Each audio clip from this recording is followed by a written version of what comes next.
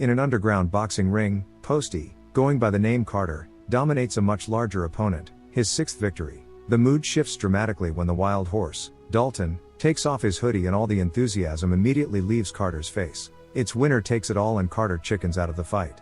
Easy money for Dalton. Mad from the loss of $500, a thug stabs Dalton. Unfazed, Dalton stands tall, embodying the stoic demeanor of a Sigma male. The thug really didn't think this through.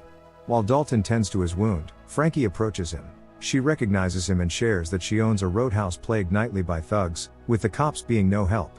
Frankie proposes to hire Dalton as a bouncer, offering $5,000 weekly. Despite the offer, Dalton shows no interest. However, Frankie leaves her number, should he reconsider. Dalton has no phone, no home and his car is a mess. He is fed up with his life and decides this train crossing is a good place to end it.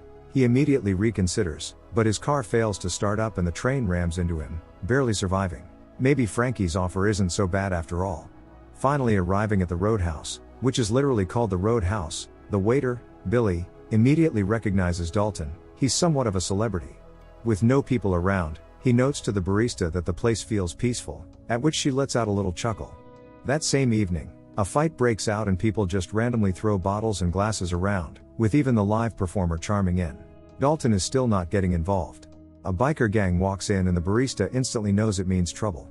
They start trashing the place willy-nilly and Dalton finally steps in.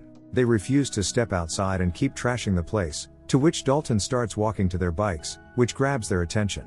Outside he offers them a chance to back off and even goes as far as asking how far is the hospital, before he starts slapping all of them one by one, evading all of their punches and easily finishing the fight.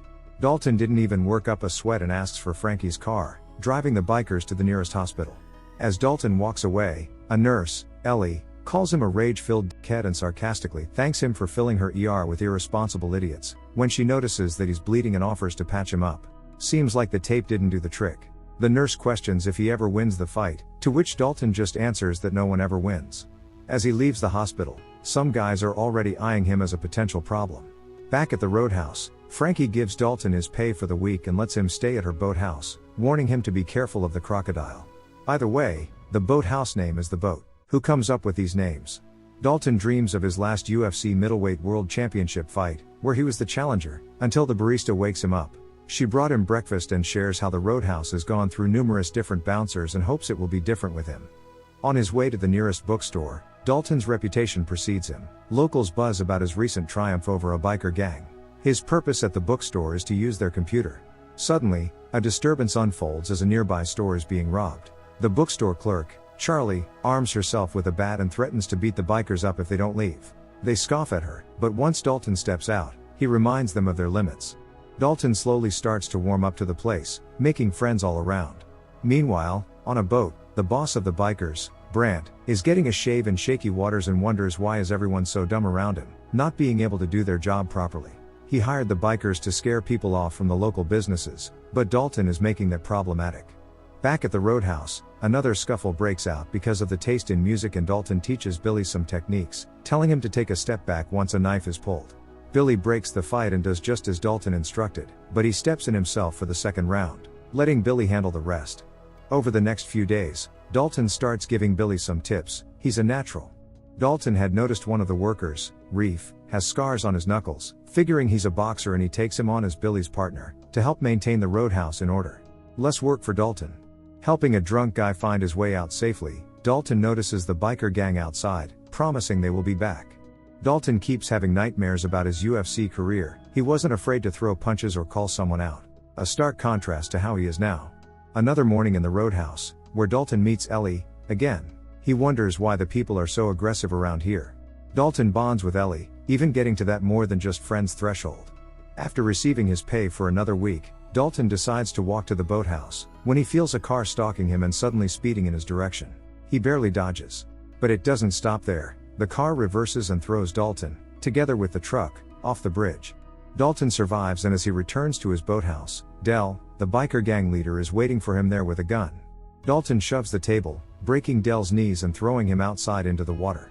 He wants to resolve this peacefully, but turns out Frankie wasn't kidding about the crocodile. It chomps Del to pieces. In the morning police look for the body, but a local mentions that crocs hide their food. They won't find it. At the bookstore, Charlie shows him the map of the Roadhouse, And something doesn't add up for Dalton. Outside, a man threatens him to get in the car to meet his boss Brant, but Dalton isn't intimidated, mentioning that without his index finger he won't be able to hold the gun anymore. The guy tries to, but Dalton warned him. If Brant wants to meet him, he works at the Roadhouse every evening. At the Roadhouse, Dalton questions Frankie as to why Del was so fixated on this place, but she tells him not to read into it so much, probably some territorial BS. The broken finger man reports to Brant that he failed to retrieve the bouncer. Brant's dreams are slowly crumbling because of a single bouncer, when suddenly his dad calls him from prison, but before Brant speaks to him, he throws the phone out and tells the broken finger to get it back. Meanwhile, Gregor McConnor, after a fun night out, also gets a call from Brant's father, asking Knox to fix his son's mistakes. He's ready to leave right away. Ellie surprises Dalton with her ex-boyfriend's boat and takes him on a ride in the middle of the sea, her favorite picnic spot. When Dalton mentions getting in trouble with some guy named Brant, Ellie reveals he comes from some rich family, and owns a significant portion of the local land. Ellie inquires more about Dalton's personal life, and that makes him hesitant, mentioning that she doesn't want to know him. But she already knows what happened in his past and is okay with it. The reserved Dalton finally lets his little Billy out. Meanwhile, Knox is finally in town. Parking his Fivavi and knocking over some bikes at Brant's house, he tells them there's not enough sandwiches for him. As Brant returns, Knox gives him a good slap from his father, quickly asserting that he's the owner of the place now and will fix his mistakes and the bouncer problem. Brant somehow manages to persuade Knox to give him another chance to deal with Dalton. When Ellie brings Dalton back to his place, officers are waiting to take him for further questioning regarding his involvement in the incident with Del the other night. At the so-called station, the sheriff warns Dalton to leave the town, otherwise they will have a problem. Dalton's witty responses irritate the sheriff and they pull him out of the car, beat him up and hold at gunpoint, when Ellie suddenly arrives and slaps her old man. She gives Dalton a lift back and reveals that her father and Brant's old man were good friends, but after he went to prison, the sheriff started to work for Brant.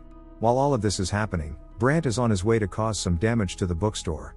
After Dalton returns for his night shift at the Roadhouse, Brant finally pays him a visit. He knows Dalton can't be threatened or bought. He also knows about his past, found it on YouTube, Dalton's last fight where he killed his opponent in a UFC cage. Their situation is similar now. He's won the fight, but he just can't back down. Dalton smirks, but that clearly hit a nerve. Brant finally lets Knox loose. The whole biker gang is here.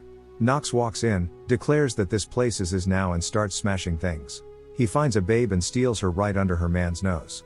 Billy and Reef notice his unusual behavior, and once he starts terrorizing the live group, they try to stop him, but he knocks Billy out, and while being held by 3 men, he knocks out Reef also. With 2 of the bouncers knocked out, this starts a full-blown bar fight. Dalton just wanted to enjoy his coffee. Knox menacingly chants for Dalton, revealing he came here just for him. Knox starts with a little tip for Dalton: never let anyone get this close. The two start to go at it, with Knox having a slight advantage, not only in muscle, but manpower as well. He becomes a punching bag for Knox until his 2 boys intervene. Knox forces him outside, and beaten up Dalton silently stands up, and starts walking away as Ellie and the police arrive. The bar unfortunately is completely trashed. Dalton packs his bags at the boathouse, and Frankie finally comes clean. Brant wants to build a resort, and she's the last holdout that doesn't let him have his way, but he doesn't see how it's his problem. He admits he's afraid, more than she could ever understand. Brant is notified that Dalton is still alive, as he silently stares at his resort plan. As Dalton is walking towards the bus stop, he sees Charlie's bookstore burned down, and the firefighters tell him that an ambulance took Charlie and her father to the hospital. Charlie was the person that greeted him to this town, so he decides he can't leave it like that. Dalton walks to Brant's place and lets one of his men know that was a line they shouldn't have crossed before breaking his hyoid bone in his throat. He won't be able to breathe anymore. Dalton reveals what he's afraid of: what will happen when somebody pushes him too far. As one of the bikers sees Dalton stuffing the guy in the truck, he quickly comes clean where and when Brant will be having a meeting, with a lot of cash involved. Dalton sniffs out one of the corrupt cops, knocking him out. The case is full of money, enough for a whole lifetime. He frames the cop for the murder and knocks him out again. Then through a payphone, he calls the police and the news to the spot. Ellie's dad arrives to talk to Dalton just as he's finishing duct taping the explosives, saying Brant took Ellie and promises to kill her unless Dalton returns the money. It all seems a bit too sketchy to Dalton, but agrees to meet up with the money in case the threat is real. Dalton takes the boat right under Ellie's ex-boyfriend's nose, who is a cop by the way. Knox makes a powerful entrance back to Brant's estate, but no one is there. Arriving at Brant's boat, the sheriff is comfortably sitting there for having his daughter kidnapped, which the sheriff reveals as an obvious lie, until Brant admits that he actually did take her. Brant just wants his money, He's sick and tired of Dalton always being in his way. Suddenly the psycho Knox is on the horizon and Dalton takes this chance to blow up his explosives. Using this as a distraction, Dalton looks for Ellie. He finds her locked in a room, just as the window bursts open from the pressure. The pair swims out and Dalton engages in water combat. Ellie manages to get it in one of the boats, but Brandt is already there, taking her hostage, and is on his way to the Roadhouse to destroy it himself, while Knox is having fun with Dalton. Somehow Dalton manages to get on the boat, and as Knox is about to strike, he swirls the boat, knocking him off. Brandt swirls his boat around, aiming for a straight collision with Dalton, who miraculously lands on Brandt's boat. As Ellie and Brandt struggle, Dalton charms in and knocks Brandt down. The boat overturns at the Roadhouse, but Ellie and Dalton manage to escape just in time. Unfortunately, Brandt survived and Dalton is ready to finish it once and for all. Brandt's attempt to get him with a fishing spear fails, his only lifeline is gone. As Dalton knocks him out, the persistent Knox arrives. They go for round 2, this time it's a fair fight, so no excuses. Dalton is holding his own, but Knox is always landing a punch or two extra. Honestly, if you want to see the whole fight, you have to watch it on your own. Dalton had Knox in a headlock. Suddenly Knox manages to stab him in the gut, and as he's prepared to nail in the second one, Brandt yells for Knox to kill him. But it annoys Knox, so he disposes of Brandt. This gives Dalton enough time to regain his composure, and he begins to penetrate Knox with the wooden sticks, finally finishing him off. The sheriff walks in and tells Dalton he got him covered, but he has to go. At least Frankie has a positive outlook on things, it's fixable. Dalton's bus has finally arrived, just as Charlie's dad finds the case with money and wants to thank him. He's already gone. The Roadhouse is going to be fine now. The end. Thank you for watching. Subscribe for more videos like this.